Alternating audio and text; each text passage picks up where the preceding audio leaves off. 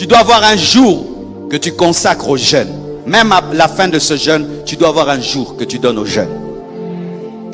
Nous venons de finir le jeûne de 40 jours. Moi, Dieu m'a dit, je vais faire un jeûne d'1 année. Où je ne prends que des fruits et des légumes. Alléluia, gloire à Dieu. J'ai mangé la viande pendant 47 ans. Tu dois avoir un jour.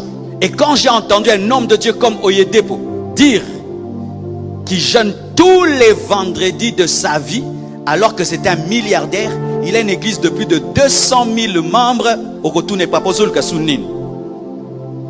Non, une discipline personnelle. Parce que celui qui peut dire non à un poulet peut dire non à une femme. Parce que si une cuisse de poulet mort te fait tomber, maintenant la cuisse vivante d'une femme, tu meurs. Donne-moi la main, je vais te parler. Hein? Un poulet sans tête te fait tomber. Maintenant une femme vivante, tu tomberas. C'est pourquoi les hommes qui pêchent et qui mangent dans le jeûne souvent ont des problèmes sexuels. Parce que si tu ne peux pas te priver d'un cadavre, de poulet, maintenant une femme vivante, tu tomberas. C'est pourquoi tu tombes, parce que tu n'as pas de volonté.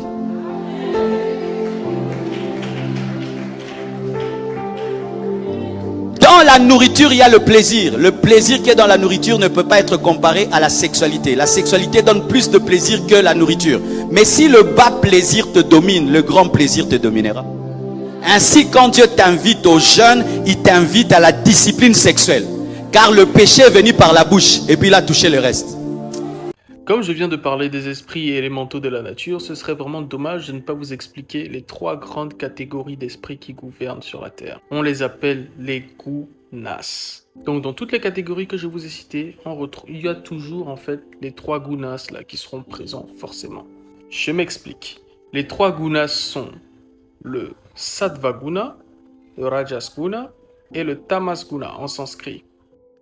Bon, les entités, les génies ou les intelligences, vous parlez de façon hermétique, polarisées sur le sattva guna, donc les entités de type sattva, ce sont les intelligences de lumière, les êtres de lumière qui ont vraiment ce côté vertueux, positif, voilà, qui vont prôner l'élévation de la conscience, qui se fondent vraiment dans la conscience cosmique universelle, qui puisent directement leur énergie de la conscience cosmique universelle, elles sont pures.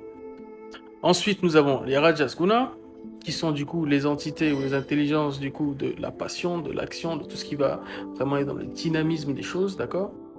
Et pour finir, nous avons les tamas guna, qui sont du coup les entités ou les intelligences du coup donc de l'inertie, de la bêtise, de vraiment, en gros, tout ce que vous allez dire, les entités négatives, voilà. Donc pour parler plus en profondeur des entités de type tamas, ces entités-là se sentent vraiment détachées de la conscience cosmique universelle. Elles pensent qu'elles se suffisent à elles-mêmes, qu'elles sont Dieu et qu'elles ne découlent pas de Dieu, en fait de la source divine primordiale. Et donc elles ne peuvent pas du coup puiser de l'énergie de la conscience cosmique pour évoluer, passer du côté sattva, de la vertu. Donc qu'est-ce qu'elles font? Elles se rapprochent des humains, d'accord, et elles vont demander des sacrifices.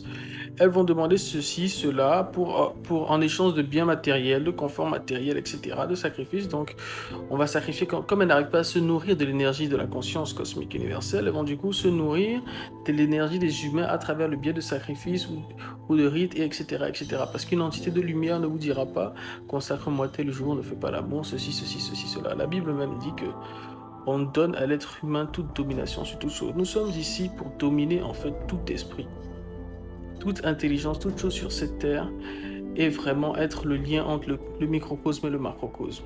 D'accord?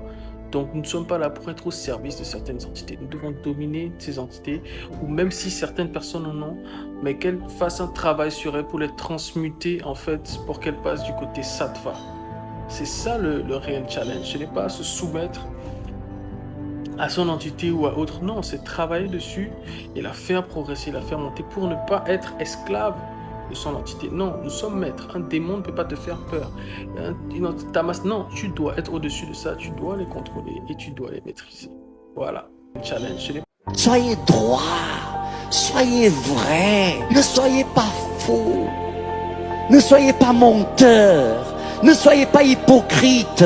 Ne soyez pas chrétiens de dimanche et païens de lundi. Soyez ce qu'il faut. Réconciliez-vous avec la vie spirituelle. Ne descendez pas de la spiritualité à la religiosité, mais réconciliez-vous avec tout ce qui est spirituel. Réconciliez-vous, je vous en prie, avec le Saint-Esprit. Bonjour, mon Dieu. Désolé de vous déranger. Je voudrais vous parler. Tout le monde compte sur moi. Et moi, je compte sur vous. C'est tout. Regardez cette femme dans la forêt. Elle avait dit, je ferai une offrande à Dieu si j'obtiens telle chose. Elle l'a obtenue. Elle a pris une offrande et elle a été dans la forêt pour faire une offrande. Et là, elle a vu un esprit de la nature près d'un arbre. Alors elle lui a fait l'offrande et elle est partie. Mais l'esprit de la nature, c'était Bouddha. Et Bouddha, il devenait avoir sa grande révélation du sentier du milieu. Simplement, quand il s'est aperçu qu'il avait eu la révélation, quand il a voulu se lever, c'était trop tard, il était en train de mourir. Il n'avait plus de force. Cette fille lui a sauvé la vie. Il a mangé la soupe et la force est revenue. Et elle lui a sauvé la vie. Elle a fait une œuvre. Sans elle, pas de Bouddha. Vous ne trouvez pas ça incroyable? Et elle ne l'a pas fait du tout pour les raisons. Elle n'était pas au courant. Eh bien, c'est ce que je vous ai dit tout à l'heure. Elle a été fidèle. À qui appartient l'enseignement du Bouddha? Mais à cette petite fille. Sois assez fort pour lâcher ce qui te fait souffrir. Sois assez patient pour attendre les cadeaux que tu mérites. Et n'oublie jamais, ta situation actuelle n'est pas ta destination. Le meilleur est à venir. J'avais posé la question à Olivier. Comment faire pour voir, pour connaître les esprits qui nous envoûtent? Et il m'avait répondu, regarde quelles sont tes préoccupations. À quoi tu penses quand tu te lèves le matin? Et tu es envoûté. Tu es envoûté par ces mondes. C'est quoi tes préoccupations? Tu es envoûté? Accepte-le d'être envoûté par ces mondes-là. Et après, tu fais un choix. Est-ce que tu veux continuer à être envoûté par ces mondes-là ou est-ce que tu veux être envoûté par d'autres mondes? C'est au 6e jour que Dieu dit, faisons l'homme à notre image selon notre ressemblance. Et la Bible dit, Dieu créa l'homme et la femme. J'aime la suite. Et la Bible nous dit, Dieu les bénit. Écoute maintenant comment est-ce que Dieu a énuméré les bénédictions sur l'homme. La première de choses, Dieu a dit, soyez féconds. La deuxième de choses, Dieu a dit, multipliez-vous. La troisième de choses, Dieu a dit, remplissez la terre. La quatrième de choses, Dieu a dit, l'assujettissez. La cinquième de choses, oh j'aime la fin, Dieu a dit, dominez sur tout. Bien-aimé, nous sommes dans le 6e mois, le mois de ta création, le mois auquel Dieu avait tout déposé comme bénédiction sur ta vie. Tout ce que tu feras te sera multiplié, tout ce que tu feras te sera fécond, tout ce que tu feras, tu domineras dans le nom de Jésus. Oh, que ce mois de juin soit le mois de l'accomplissement et le mois de ta joie au nom de Jésus. Sois béni. Dieu n'est pas venu dans ma vie pour assurer ma convenance. Qu'il vient dans notre vie et que souvent sa volonté est perturbatrice. Et quand elle est dérangeante, parfois elle semble destructrice. Et vous vous demandez, oh mon Dieu, est-ce que tu es en train de me tuer? Alors qu'en fait, Dieu vous prépare à quelque chose de plus grand que vous et plus fort que vous. Et il faudra peut-être des années afin que vos questions trouvent une réponse et que vous commenciez à comprendre pourquoi vous avez dû traverser ce que vous avez dû traverser pour arriver là où vous devez arriver. Et pendant ce temps, c'est là que la foi intervient. La foi se tient dans l'écart entre votre compréhension et votre expérience. Vous vous accrochez de toute votre force. Et vous le croyez dans la tempête, l'ouragan et le tsunami de la vie.